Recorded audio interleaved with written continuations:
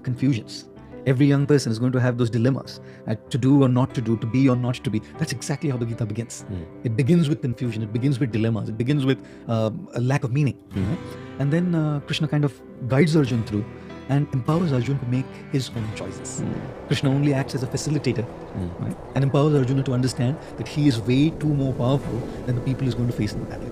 Every young man and lady needs to understand that they are way more powerful than what they are going through at the moment. Their confusions are smaller than them. Their challenges are smaller than them. Their problems are smaller than them. Their heartbreaks, as painful as they are, but are still smaller than them, and they have the capacity to overcome that, those pains that they're going through. So I think that's precisely where books like the Gita help a lot, because they build in you that sense of confidence and strength, fortitude, that I have the power as a spiritual being to overcome everything that's going on in my life, and I have the power to be able to make the difference and that impact, because I'm a spiritual being. Can you reference like 3 big lessons from the Bhagwad Gita that stayed with you specifically?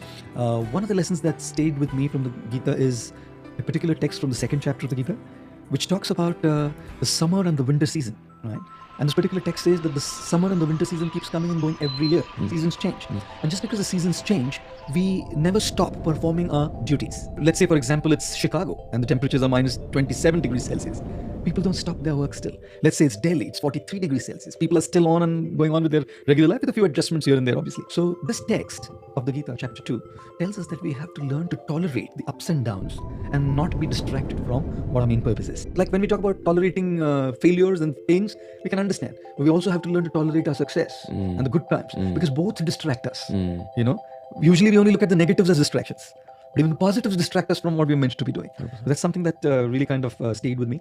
The second thing that I really kind of resonate with in the Gita is a verse from the 6th chapter, which talks about the mind being a friend or an enemy to you.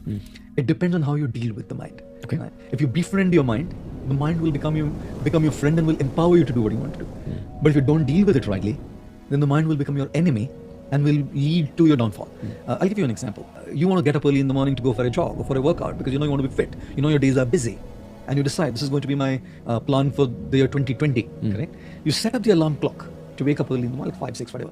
And when the alarm goes, what's the mind saying? The first thing, you slept late last night, take it easy.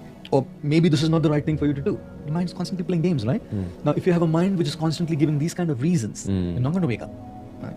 On the other hand, if you learn to train your mind using a proper intellectual process, right, proper spiritual process, your mind can be your greatest asset and your friend. Which is meditation, good books. Meditation, books, right? Correct friends, the right kind of company. All of these are inputs so that your mind kind of becomes your friend. And the third thing from the Gita that connects to me a lot is how do we start looking at the presence of divinity everywhere, in every aspect. We don't have to necessarily go to a place of worship to look at the presence of divinity. You can look at the presence of divinity in nature. You can look at the presence of divinity in other people. You can start looking at the splendor of the creator or the creation. Or you can start looking at the splendor of the creator in the creation, you know, which is precisely why this is something that I usually tell people is when you look at somebody who's better than you, you know, and especially if they're in the same field, usually there is insecurity. There's insecurity that this guy's doing better than me in what I am doing. Or there is envy, jealousy. Sometimes it goes to the extent of sabotaging that other person's work as well, you know, and it has happened in the world, it happens all the time. So when you start looking at divinity in creation, you start looking at how divinity has empowered somebody to do something in a special way. That person has been gifted by higher powers, right? And to sabotage that person's work or to be envious about the person or to feel insecure means actually insulting somebody who's given that gift to him, you know. But if I look at that person and derive inspiration from that person, I can seek that inspiration to follow my aspiration. You know, that aspect of the Gita also kind of really resonates with me, that you start looking at divinity everywhere and in every place around you, including people who are doing better, because it's not them. You can see straight away. Very often I see people who do remarkable stuff, and they usually, when they speak, they say it's they're doing it, and of course they're doing it.